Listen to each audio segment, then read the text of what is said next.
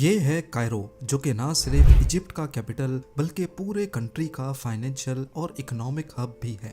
अगर हम इसके ईस्ट में जाएं तो हमें सहारा डेजर्ट में बने चंद हाईवेज के सिवा कुछ नजर नहीं आता। लेकिन ये सैटेलाइट इमेज 2015 की है।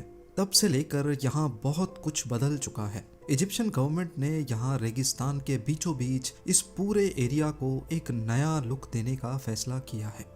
यहाँ ना सिर्फ नई कैपिटल सिटी बन रही है बल्कि मुकाबले में आने के लिए अफ्रीकन कॉन्टिनेंट की सबसे ऊंची बिल्डिंग भी बनाई जा रही है, जिसको आइकॉनिक टावर का नाम दिया गया है।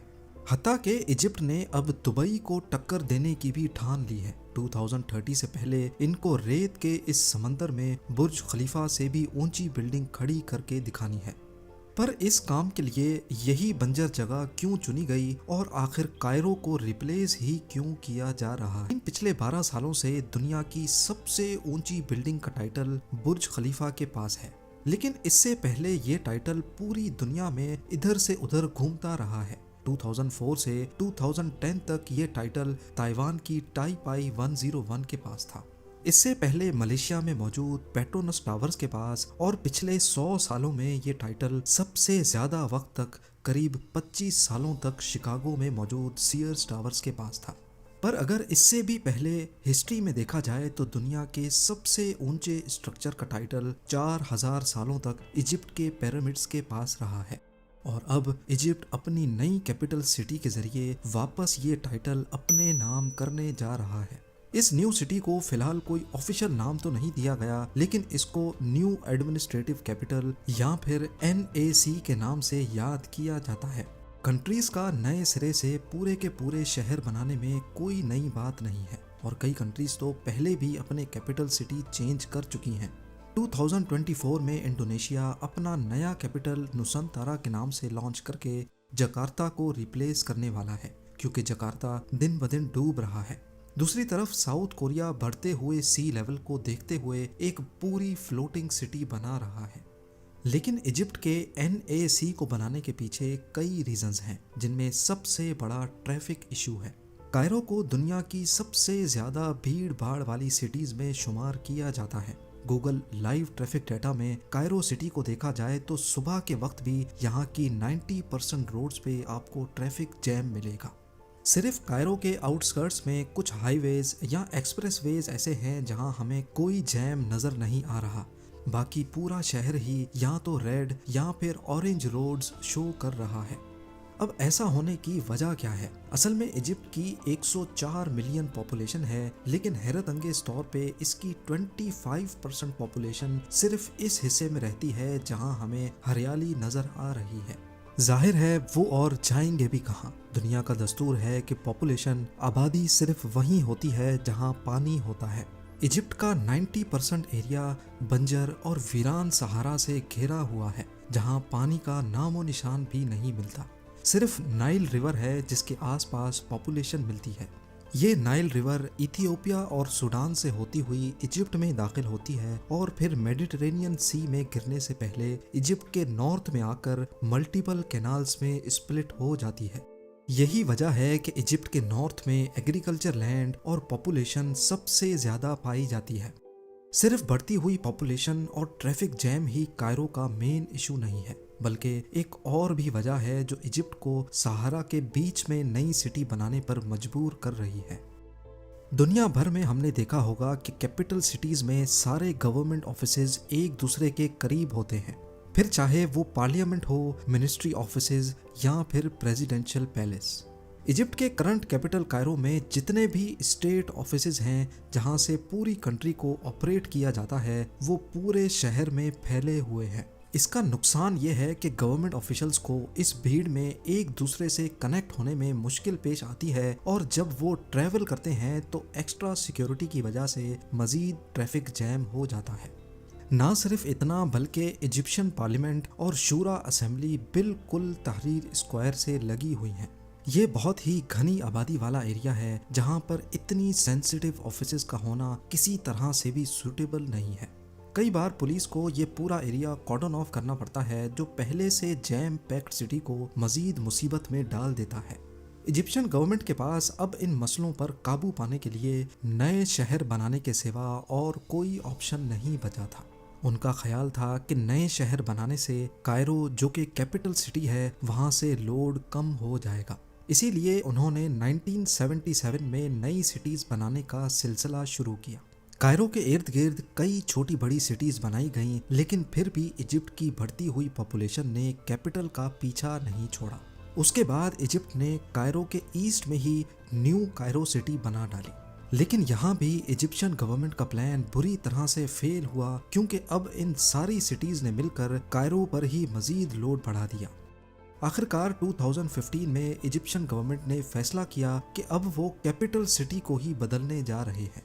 ये नया कैपिटल कायरो और न्यू कायरो के ईस्ट में 700 स्क्वायर किलोमीटर के एरिया पर भरपूर प्लान्ड तरीके से बनाया जा रहा है।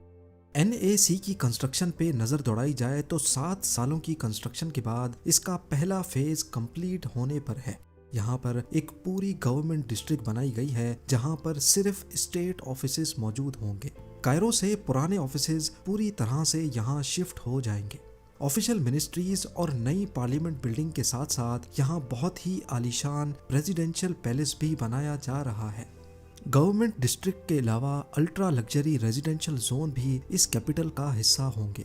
90,000 seating capacity stadium, 40,000 room hotel और एक थीम पार्क भी बनाया जा रहा है, जो डिज्नीलैंड से 4 टाइम्स बड़ा होगा। इसके साथ साथ solar energy farms, electric railway system जो न्यू कैपिटल को कायरो से कनेक्ट करेगा, और एक पूरा नया इंटरनेशनल एयरपोर्ट भी इसी प्रोजेक्ट का हिस्सा है। US डिफेंस डिपार्टमेंट पेंटागन की तर्ज पर इजिप्शियन डिफेंस डिपार्टमेंट के लिए भी एक नया जोन बनाया जा रहा है, जिसको ऑक्टागन का नाम दिया गया है। सिर्फ इस ऑक्टागन का डायामीटर 6.5 किलोमीटर है, जो किसी आलीशान मिलिट्री हेडक्वार्टर से कम नहीं है। अगर बात की जाए मस्जिदों की, तो NAC में 17,000 नमाजियों के लिए अल फतह अल अली मॉस्क भी बनाई गई है, जो इजिप्ट की सबसे बड़ी मस्जिद है। पूरे मिडिल ईस्ट का सबसे बड़ा कैथीड्रल भी यहीं पर कंस्ट्रक्ट किया जा रहा है। इन सब चीज़ों के अलावा अट्रैक्शन के लिए यहाँ इंटरनेशनल फाइनेंशियल हब भी बनाया जा रहा है, जिसमें अफ्रीका की सबसे ऊंची बिल्डिंग आइकॉनिक टावर पे तेजी से काम चल रहा है। 77 फ्लोर्स ऊंचा ये टावर कंप्लीट होने के बाद 1292 फीट लंबा होगा। और ये सब तो सिर्फ एक शुरुआत है, क्योंकि इजिप्ट ने दुबई को टक्कर देने के लिए दुनिया की सबसे ऊंची बिल्डिंग बनाने का मास्टर प्लान भी तैयार कर लिया है। ये ओबलिस्को के नाम से दुनिया को टक्कर देने वाली है, जिसका डिजाइन एंशिएंट इजिप्शियन ओबलिस्क के तर्ज पर बनाया गया है। इसको 2030 से पहले कंप्लीट किया जाएगा, जो अगर कामयाब हो गई तो ये 1000 मीटर बड़ी दुनिया की सबसे ऊंची बिल्डिंग कहलाई जाएगी, जबकि बुर्ज खलीफा की ऊंचाई 828 मीटर्स है। इस बंजर वीरान सहारा में हरियाली और फ्रेश लुक देने के लिए NAC में एक जायंट रिक्रिएशनल पार्क बनाने का फैसला भी किया गया है। इसका साइज इतना बड़ा है कि ये NAC के एक कोने से शुरू होकर दूसरे पे जाकर खत्म होता है। इसकी साइज का कंपैरिजन किया जाए तो ये न्यूयॉर्क सेंट्रल पार्क से 6 टाइम्स बड़ा होगा।